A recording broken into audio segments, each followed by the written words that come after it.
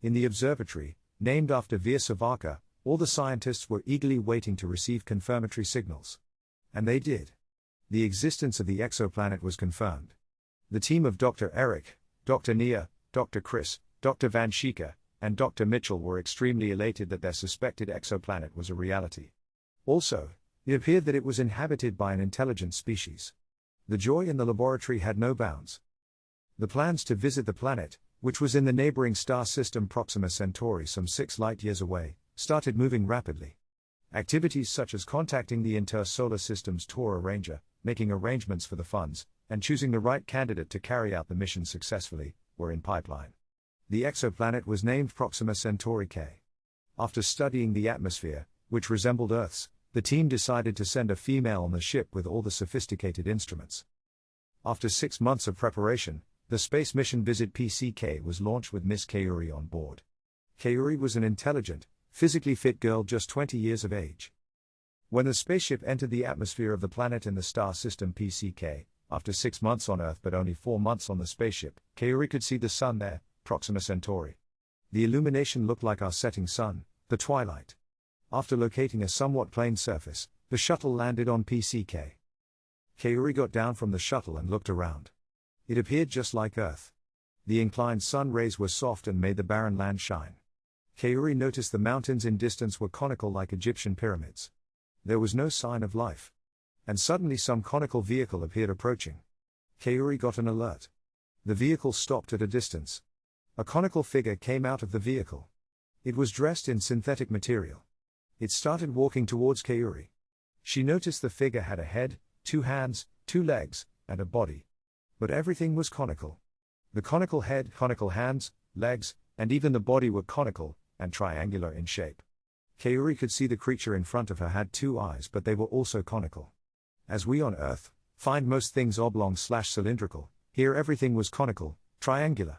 The conical creature came closer to her further with cautious walking. Kayuri waved out at it. Gave a smile. After a lapse of a few seconds, the creature too opened its conical mouth. Kayuri saw its conical teeth. The conical hand also was moving. "How are you?" Kayuri said. After a gap of a few seconds, the creature also spoke, "How are you?"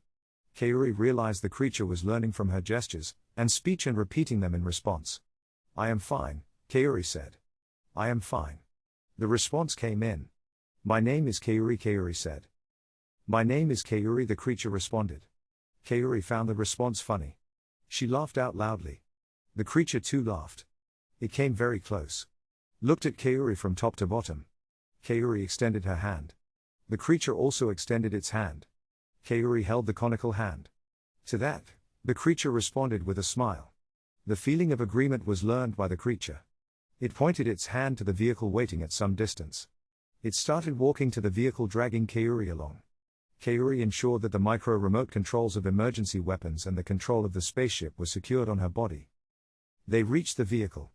There was space for only 2 people. First, the creature stepped in and then gave hand to Kayuri to get into the vehicle. The vehicle started.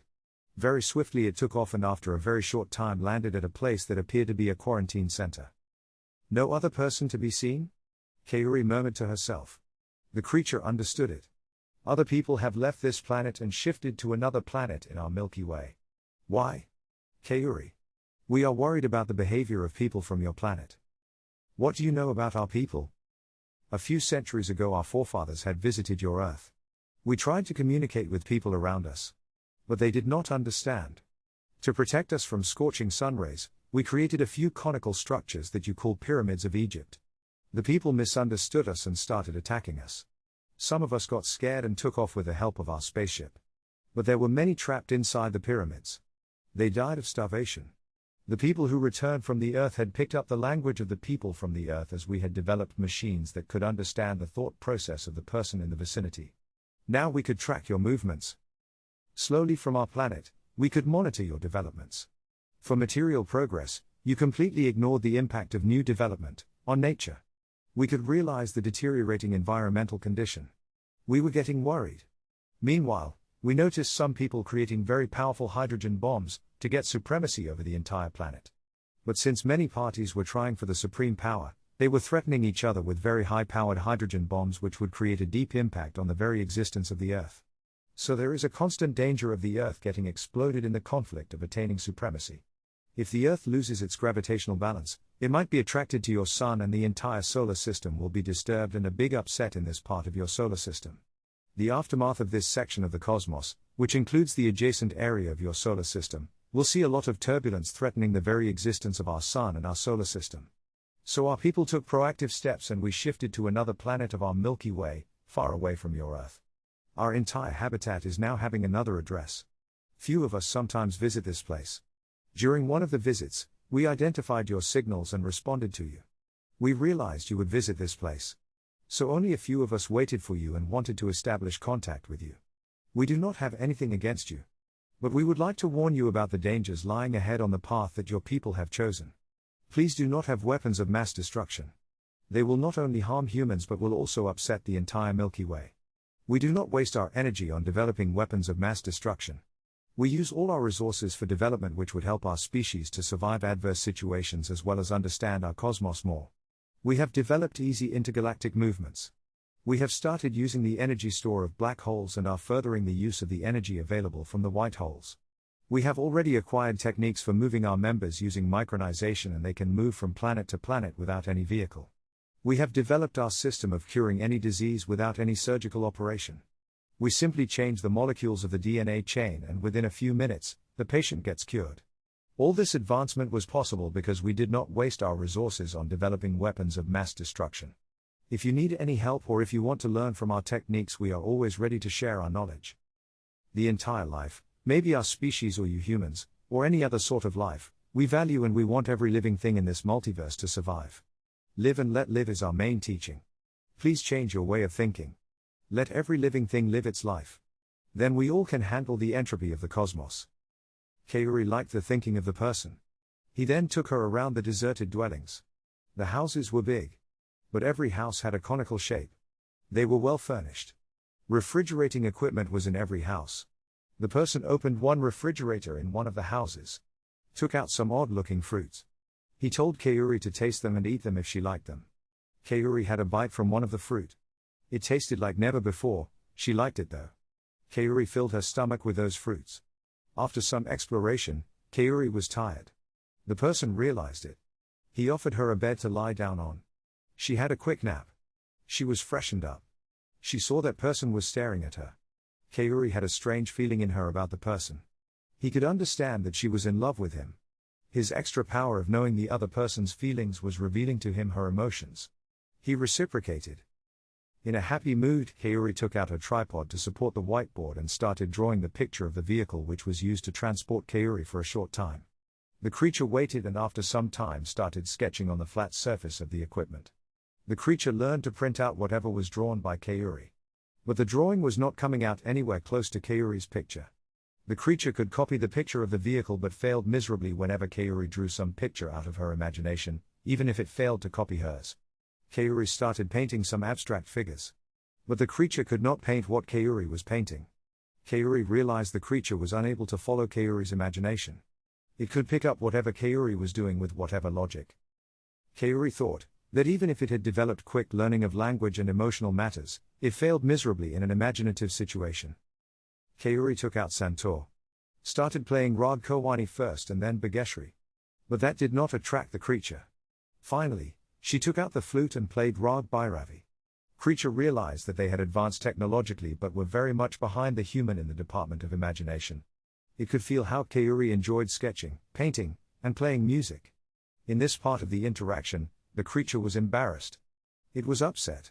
It came close to her and bent down and touched Kaori's feet. It had picked up from humans even this style of expression. But Kaori understood his inability to imagine the way we humans could imagine. Kaori explained to him what an imaginative world was. She said, "It is the tension between stillness on surface waters and the deep currents underneath. The imagination opens us to deep wisdom. When we walk through the imaginative space we start to experience concepts such as eternity. It is beside us, within us, outside of us, it is perception. It is prophecy and timeless travel and empathy and nothingness all at once." Kaori saw the person impressed. He admired this quality of humans. He felt so much advancement in their species, but they were nowhere nearby the humans in this trait. He realized for many generations, they were concentrating on technological developments. This aspect of personality development was completely ignored by their species. The ill effect of this negligence for many generations was apparent then. Humans had maintained and developed this wonderful aspect of the advanced species. Now Kaori expressed her desire to start her homeward journey. The creature's eyes were filled with tears. It took out a couple of chips, integrated circuits. Put them in Kaori's hands. This is a small gift from this part of the world. This will enable you to understand the language of communication of any species around you. You can also know its emotional state. We progressed so much. But we are completely ignorant of imagination. We cannot imagine anything. Hats off to you humans, to have so much developed this aspect of life. You appear to be very much advanced in this department and you picture humanity as complete in all respects of life. Kaori was moved. She took out an instrument that could play different types of music with the help of various musical instruments and also teach how various ragas can be played using various instruments. She also took out a box containing santur, flute, shenai, clarinet, piano, violin with bow and handed it over to the creature. Kaori said, "This will take you into an imaginary world and will give you immense pleasure. Next time we meet you should be able to play some of these musical instruments and wander in the imaginary world. I have also noted your suggestion to avoid a major upset in our cosmos. I am extending an invitation to you to visit our planet. We will be more than happy to receive you there. You will learn many more things from us. You have picked up our identification as humans. What should we call you?" "Proximian." Kaori wound up her things. Took carefully the chips given by Proximian. Got into the vehicle along with the Proximian and came back to her spaceship. Got out of the vehicle and rapidly walked toward her spaceship. Jumped into it. Waved at the Proximian with a heavy heart. And took off for her homeward journey.